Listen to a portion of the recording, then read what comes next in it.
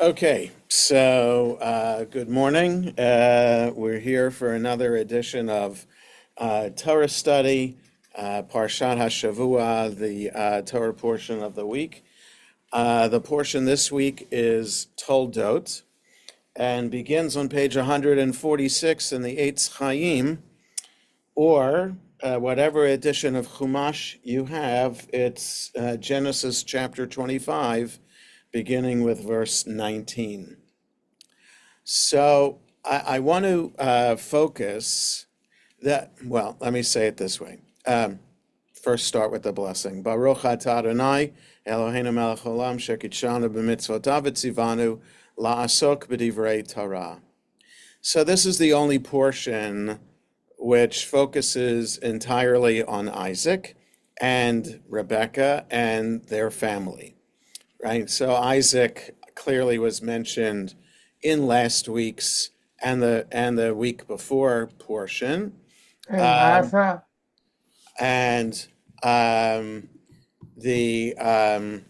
I'm keeping everybody on mute, so please do not unmute unless you have a question, because it's distracting for the class. So Isaac is mentioned in other previous portions, but this is the only portion that focuses entirely on Isaac. But what I want to focus on in this portion is that Jacob and Esau are born, and so I want to focus on that part from the beginning of the portion, and then also the end of the portion in which Isaac gives the blessing to Jacob, where he's intending, at least he says out loud, that he wants to give the blessing to Esau. So we're gonna talk about that, all this deception, the lying that takes place, and also how we're supposed to understand the portion based on how the rabbis tell us we're supposed to understand the portion, and how that impacts our understanding of who Esau is and who Esau represents throughout the ages. So let's start. Again, we're on page 146. Ve'ele Toldot Yitzchak ben Avraham. Avraham holid et Yitzchak. This is the story or the history or the generation of Isaac, the son of Abraham. Abraham begat, I think that's the better term than gave birth to, because clearly Abraham's not the one giving birth, but it's the understanding Abraham was the father of Isaac. Okay, Vayehi Yitzchak ben Arba'im Shana bekachto et Rivka bat Betuel ha'arami mi Padan Aram achot Lavan ha'arami lo leisha. And Isaac was 40 years old when he took Rebekah, the daughter of Betuel the Aramean, from Padan Aram. That's the place where her family's from, the sister of Lavan the Aramean, for him as a wife. Okay, so we have a lot of ancestry mentioned here, so we understand who this Isaac is and who this Rebekah is, not to confuse them with any other Isaac or Rebekah that we might come across. Okay, now the fact that we're told that he was 40 years old when they got married provides a question for the rabbis in understanding how old Isaac was at certain points in his life. So we have a weaning story of Isaac in chapter 21. So he's 3 years old there. And then the next time we see Isaac Abraham is taking Isaac up to Mount Moriah. How much time elapses between the weaning story and the Mount Moriah story? We don't know. And then Sarah dies after the Mount Moriah story, and Abraham sends Eliezer. After he buries Sarah, he sends Eliezer to the home country, to Padan Aram, to find a wife for Isaac. And so then he's 40 years old, as we're told here.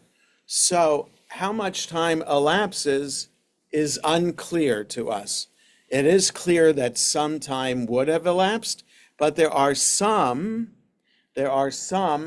rabbis who suggest that it all happens at the same time, so that not much time elapses at all. So I just want to point that out, that the age of Isaac here makes sense, maybe a little bit older than we might expect for getting married.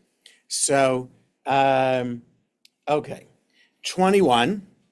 Vayetar Yitzchak la'Adonai lenochach ishto ki akarahi vayeater lo Adonai vatahar Rivka ishto.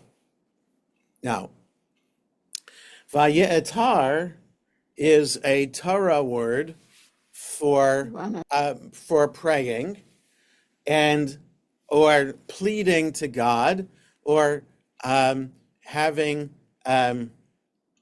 so in other words, the word means to plead, but I'm not sure it's used for pleading to another person to answer a request. In other words, I'm not sure it would be used for a person to go before a king and a queen to ask for something. Would that be the word, or is this the word reserved for pleading to a higher authority, to God?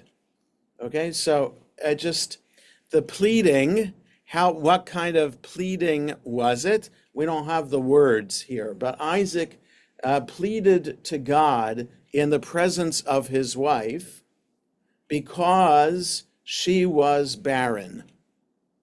All right, so somehow Isaac is pleading to God to that they be blessed with a child. What did the form of that prayer take? We don't know. So then we're told, so the same form of the word, a person pleads to God, you use a different form of the word to understand that God answers that request. So, and God answered him, and Rebecca, his wife, became pregnant. Okay, so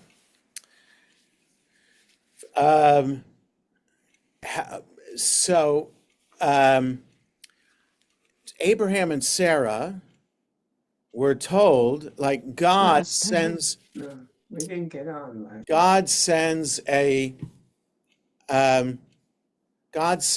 an angel or angels to Abraham and Sarah to let them know that they're going to have a child.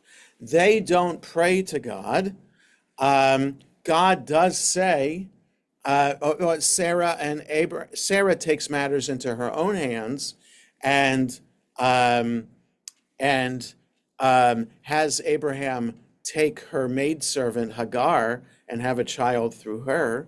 So that's one method of dealing with the barrenness.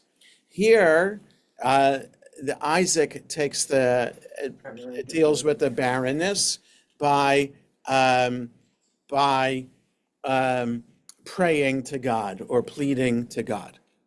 Okay, it's just interesting how each generation tries to cope with the barren, and we'll see it in next week's portion in how Jacob and Rachel deal with Rachel being barren. Okay, so now we go on. verse 22 on page 147. Vayitrotzatsu habanim bikirba, vatomer im kain lama ze anochi, vatelech lidrosh et Adonai. The children, or the boys, or the sons, were running around inside of her, or jumping up and down inside of her. And she said, if so, why am I? In other words, the Hebrew is difficult here, but it leads us to understand she's frustrated, or that the running around is painful to her. She can't stand it. She said, why do I exist, is what the English translation says. What am I? What good is this? What's going on here? That kind of thing. And she went to ask of God. So now, Isaac says, Vaye'etar Yitzchak. She says, Lidrosh. A different verb, a different word used here. What is the impact of, or the effect of the different word? Again, in the English, Vaye'etar was he pleaded. Here, the Lidrosh is she went to inquire, to ask. I would say that there is synonyms for the process of reaching out to God for a purpose. So Isaac's reaching out with Vaye'etar is to have God respond to Sarah's barrenness.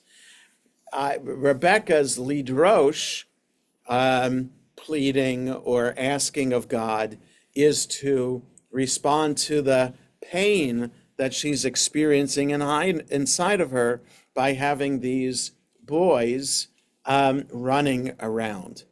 Like it's taking a toll, a painful toll on her body. Now, the vayitrotzatsu is the key word here, that which is struggling in her womb, is how it's translated here. How this word is understood is what I was alluding to earlier in my introduction, that I'm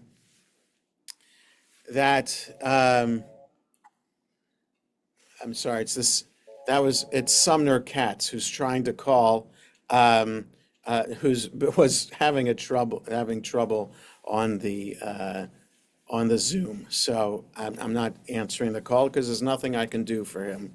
Really, I can't guide him through the process of getting volume for his Zoom. So the word vayitrotzatsu is the key word here, because the classic commentary for this word is, what were the boys struggling about? So here's the Midrash, the classic Midrash, which I've taught again and again over the years. You might have learned it yourselves in Hebrew school growing up. What were they struggling about? So whenever the Midrash goes, whenever Rebecca would walk by a place of Jewish worship. Now, this is the beauty of the Midrash, that Midrash takes Jewish life as it is in the time of the rabbis and projects backward into Torah, into the life of the Torah, that by saying, well, since we have synagogues, of course, Abraham and Sarah and Isaac and Rebekah had synagogues too. So that's part of the rabbi's message, that Jewish life in their time, as they are defining it and creating it for the Jewish community, is not new, but rather existed in the time of the Torah as well. It's clear that it did not exist in the time of the Torah. There's no such thing as a synagogue in the time of the Torah. But for the rabbis who want to claim that their interpretation of the Torah is not new, but rather an uncovering of what had been in the Torah before, it's important for them to teach that there were synagogues in the time of Isaac and Rebekah. So whenever Rebekah walked by a synagogue, Jacob wanted to come out, and that's what he was struggling about. And whenever she would walk by a place of idol worship, Esau wanted to come out. So that's the nature of the struggling to want to come out of the womb in order to fulfill their destiny. Jacob's destiny to be the next generation in the covenant, and actually the father of the people of Israel, because Jacob's children become the tribes of Israel. So that's what he is struggling to do in the womb, to come out, and the signal for that is walking by a synagogue. Esau, who is an idolater, according to the rabbis, wants to come out to fulfill his destiny whenever Rebekah walks by a place of idol worship. Now, how do we know that Esau is an idol worshiper? We don't know that. But the rest of the story here is understood by the rabbis to denigrate. They find opportunities to denigrate Esau to the point where they make him into an idolater. Now we'll see more about that later, but I just want to expand on this point. Esau is a hunter, as we'll see in the story. Esau comes famished from after hunting one day and asks for the food that Jacob is cooking, and Jacob says, "I'll give it to you if you sell me your birthright." And Esau says, "Sure thing." So he doesn't care about important things like who is supposed to take over for the next generation. He's just a short-term, spontaneous person, and he is a hunter engaging in activity that's not understood to be a Jewish activity. But again, that's the rabbis projecting back again.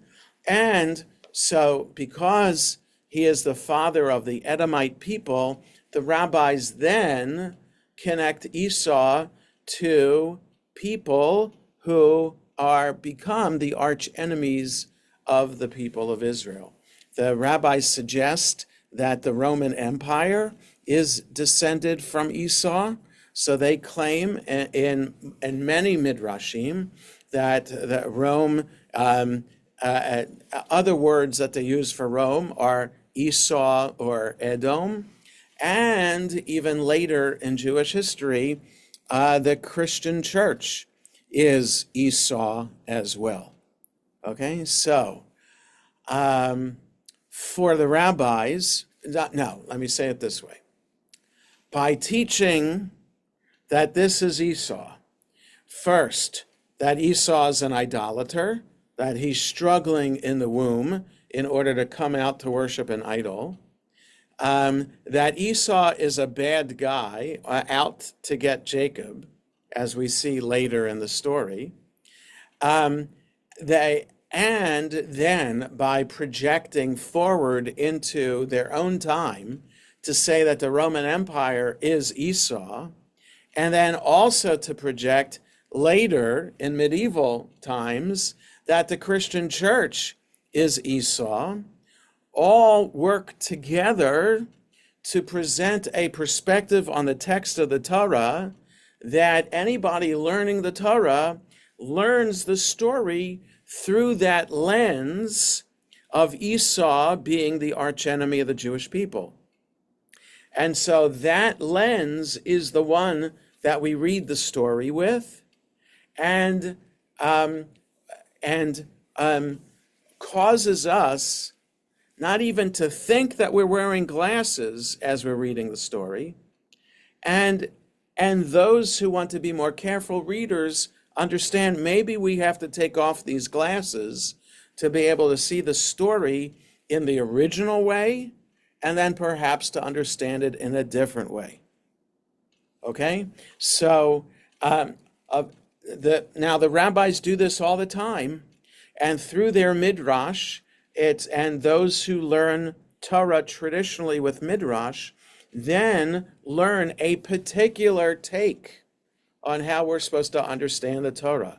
Now, there's nothing wrong with that understanding, and there's nothing wrong with the midrash, but it's just that sometimes the midrash could lead us to have an attitude towards other people that maybe are all based on story rather than a different possible midrash that could have been taught from the story. So because of this midrash, we're left with deep-seated enmity towards the Roman Empire and deep-seated enmity towards the Catholic Church. Now, if we were living as Jews in the time of the Crusades, we'd have no choice but to hate the Christian church, because the church is funding this crusade to go to march across Europe and to kill Jews along the way, and then to get to the land of Israel and retake Jerusalem in the name of the church. So as Jews, we're not exactly in favor of that Christian mission, and that the Crusades were based on anti-Semitism and based on violent, bloody acts against Jews. And then a couple hundred years later, we have the Inquisition as well. So the Christian church is not exactly a friend of the Jewish people, and we can say just as fairly that the Christian church has deep-seated interpretations of who the Jews are that has taken centuries, and that has taken hold within individual Christian people and their psyche about who the Jews are.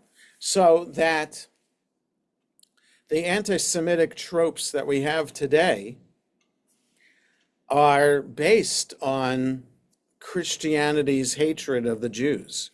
It's clear to me that you don't have to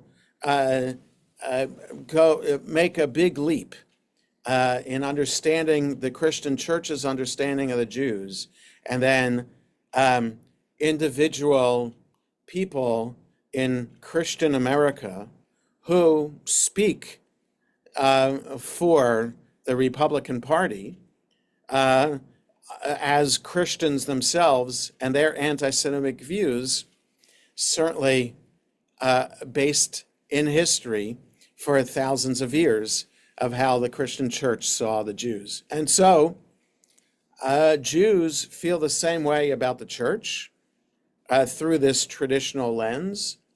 And if you want to try to overcome this, if Christians want to overcome the deep-seated anti-Semitism of Christianity, if Jews want to overcome the deep-seated hatred of Christianity, it takes a lot of effort, and there has to be a lot of political will in order to make that happen. And we live in an age in which hatred is more popular in social media than love is between peoples. And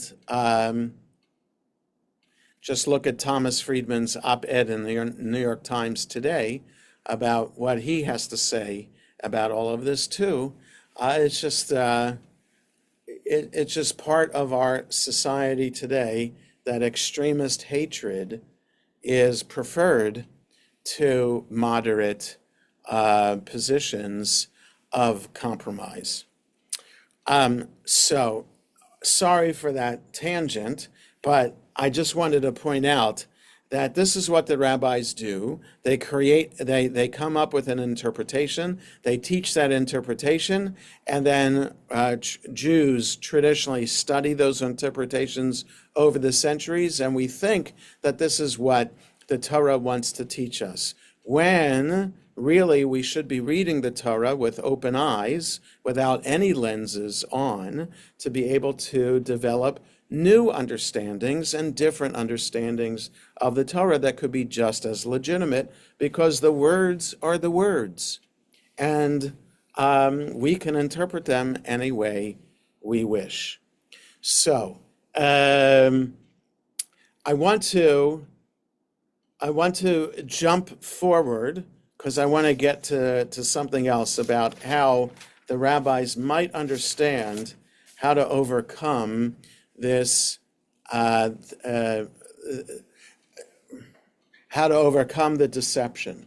So we read that in chapter 27 on page 153. So let's jump there to this story of Isaac wanted to give the blessing to his son. So 153, the start of chapter 27 of Genesis. Vayihi ki zaken Yitzchak vatichena einav meraot vayikra et Esav beno hagadol vayomer elav beni vayomer elav hineni. So when Isaac was old and his eyes became dim from seeing, that in other words, he had cataracts, it was hard to see, he called Esav, his older son, his older son, and said to him, my son, and he said to him, here I am. Vayomer hinena zakanti lo yadati yomoti. He said to him, I have grown old, I don't know when I'm going to die. But I think that means, I know I'm going to die soon, but I don't know when. I think that's the upshot of what the Hebrew says. Va'ata sana chelecha tel yacha kashtecha v'tzei hasadeh v'tsuda li tzayid. So, and he says, so now get your gear, your quiver, and your bow, go out to the field and hunt me some game. Va'aseh li mat'amim ka'asher ahavti, v'havia li v'ochelam ba'avur tevarechecha nafshi b'terem amut. And make me a tasty morsel, like in the way that I like barbecue it for me with your special sauce, okay? And bring it to me so that I can eat it, and then I'll be able to bless you before I die. V'Rivka shoma'at b'daber Yitzchak el Esav beno, vayelech Esav hasadeh latzud tzayid lahavi. And Rivka was listening as Isaac was speaking to Esav, his son, and Esav went to the field to hunt, to bring back the game. 6. V'Rivka amra el Yaakov bena lemor, hine shamati et avicha medaber el Esav achicha lemor, havia li tzayid v'aseh li matamim v'ochela, v'avarechecha lifnei Adonai lifnei moti. And Rivka said to Jacob, her son, saying, right, Esav is his son, Jacob is her son. Here I've heard your father speaking to Esav, your brother, saying, bring me game and make me these morsels so that I can eat and bless you before God before I die. And then, so the story goes on, because we don't have time to read all the verses here. She tells Jacob, look, I'm going to make the food that that dad likes, and I'm going to give you clothing. And Jacob says, but wait, I can bring the food, but dad's going to know it's me and not Esav. So she said, okay, here's some clothes, some hairy things. Put these on. Dad will feel you and know that it's Esav. There's more to it than that, of course, because there's voice. How do Jacob and Esau really sound alike? That, it should just, when your eyes dim, maybe your other senses become more aware, and maybe Isaac could be more sensitive to the different ways that Isaac and Esau sound. Like, even though they are twins, do twins actually sound alike? So I think they sound a little bit different, but he fools Isaac into giving him a blessing, and then just a second. Okay, let's jump ahead to page 157.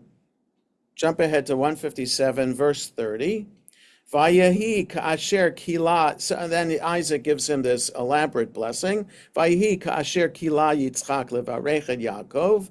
Vayehi ach yatso yatsa Yaakov me'et penei Yitzchak aviv ve'esav achiv ba mitzido. So when Isaac finished blessing Yaakov, and just as Yaakov was leaving the presence of Isaac, his father, Esav, his brother, came from the hunt. 31, Vaya'askam hu matamim, Vayave la'aviv, Vayomer la'aviv, Yakum avi, Vayochal mitseid beno, Ba'avur tavarachani nafshecha.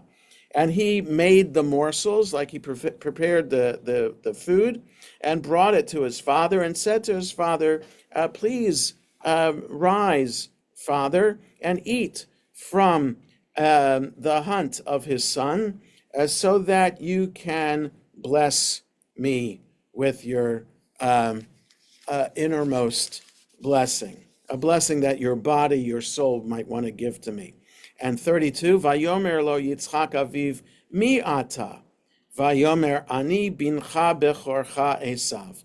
And so Isaac says to him, who are you? And he says, I am your son, your oldest, Esav. 33. Vayecherad Yitzchak charada gedola ad ma'od.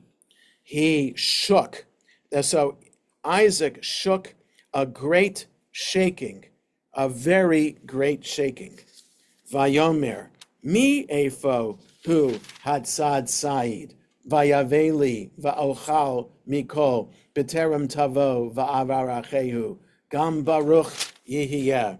And he said, who therefore was the one who brought the game to me, and I ate of everything, and gave him the blessing, he should be blessed too. 34. Kishmoa Esav et divrei aviv, vayitzak tza'aka gedola umara ad ma'od, vayomer la'aviv baracheni gam ani avi. When Esau heard his father's words, he cried out a great and bitter cry, a very great and bitter cry, and said to his father, bless me also, my father. So I want to say something about this, with this deception. A great modern scholar and commentator of the Torah is a woman named Aviva Zornberg, originally from Scotland, made Aliyah with her family, became a great Bible teacher, and wrote a book about each book of the Torah with very elaborate psychological insights of the Torah. Her volume on Genesis is called "The Beginning of Desire." Okay, so this is the book, and she has an article about each of the Torah portions in the book of Genesis. So she brings forward the midrash that's on this story. So the rabbis understand, the classic commentators of the story understand that Jacob did not lie to his father. That his father said, who are you? And Jacob answers, and we didn't look at this verse, on page 156. At the top of the page, Anochi Esav Bechorecha. Now it's one unit, it's one phrase. I am Esau, your oldest, your firstborn. I am Esau, your firstborn. So that's what the musical phrase, the trope, has it as one phrase. And it's meant to be read as I just translated. I am Esau, your oldest. I am Esau, your firstborn. Now, the rabbis, the midrash, as quoted by Rashi, says, no, we're supposed to read it this way. It is I, comma, Esau is your firstborn. Now, you could read it that way, but the trope doesn't have us read it that way. But the rabbis want us to read it that way so that Jacob is not a liar, an outright liar. Yes, he's engaging in deception, but he's not speaking an outright lie. He is saying instead, it anochi, it is I, comma, Esav bechorecha, Esau is your firstborn. Okay, so nonetheless, Jacob is a deceiver. There are some rabbis who suggest, what is the punishment for Jacob's obvious lie? Jacob gets the blessing. He becomes the next in line in the covenant. He becomes the father of the people of Israel because his sons are the tribes of Israel. So clearly the deception worked in his favor, but shouldn't there be some kind of punishment for his actions?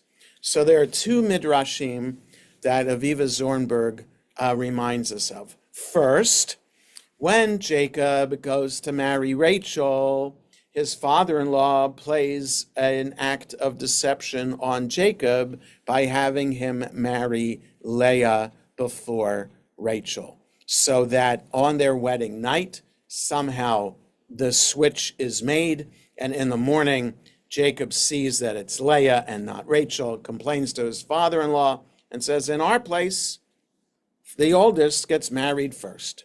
So there's that's the punishment for Jacob's deception of his father. Jacob deceives his father, so then his father-in-law is going to deceive him, and so payback, that's the payback. But there's another interesting one that says that the payback happens in a future generation. So we saw that Esau cried out a great cry to God, to his father, and he said, "Vayitzak tze'aka gedola umara." And for careful readers of the entire Bible, we might be reminded of something that Mordechai did. In the start of chapter 4 of the book of Esther, he heard about the plan that Haman hatched and was agreed upon by Achashverosh. And it says at the beginning of chapter 4, Mordechai yada et kol asher na'asa. He knew about everything that happened. Vayikra Mordechai et begadav. Mordechai ripped his garment. Vayilbash sak va'efer. And he wore sackcloth and ashes. Vayetze betoch ha'ir. And he went out in the city, like he walked this way, wearing sackcloth and ashes.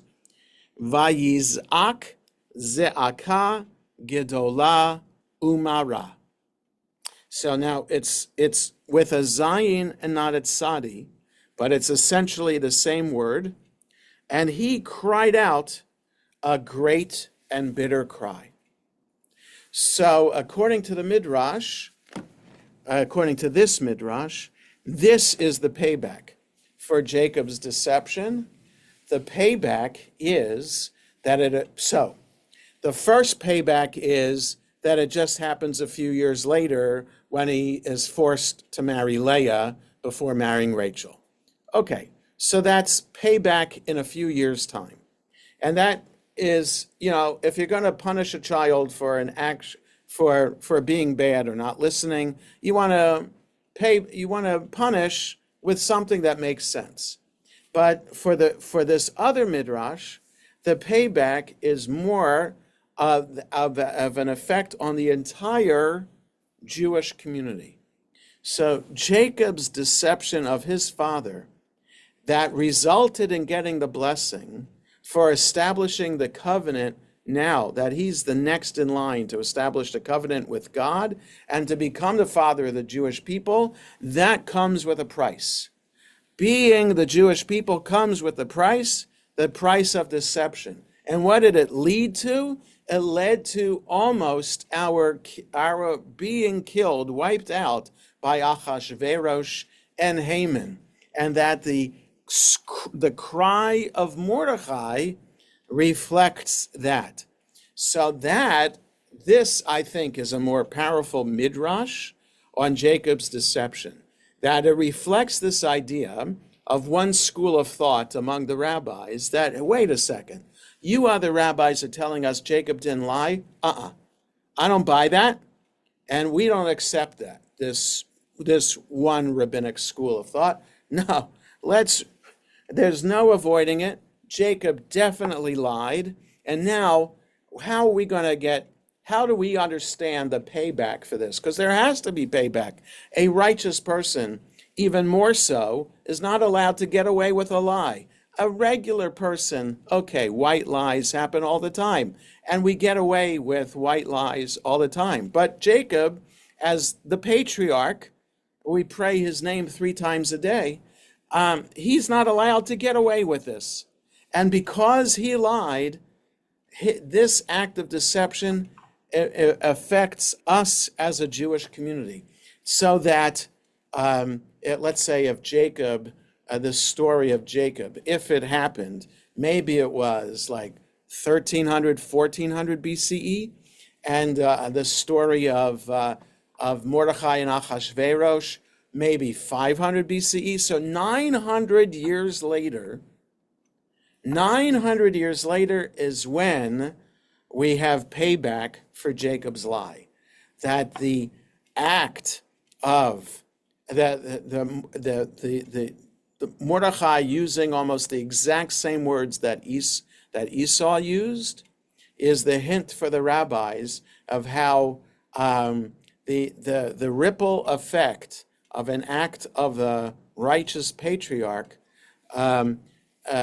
has a ripple effect throughout the generations, so that it even becomes worse and more impactful when it's time for payback. So I think that for me, that's the more powerful spiritual lesson from this. That we always have to be careful about what we do. But the more righteous we are or claim to be, the more of an impact our actions have on us and the people around us. So that if we want to claim to be righteous, we better act righteous. And if we claim to be righteous and then commit a transgression, we have to understand that the result of that transgression is going to be great, and it's going to affect more than just the one person it might have impacted. So I think that there's an element of the lens that of the rabbis that counteracts this story of Esau being an idolater and Jacob not lying at all. That there is room for this other lens within rabbinic literature that that teaches this important historical spiritual lesson. Any thoughts or comments before we close for today? Okay. Take care, everybody, and I hope everybody has a good rest of the day. Next Wednesday is the day before Thanksgiving, but we'll have class. We'll have class next Wednesday. Have a good rest of the week. Asher Koach.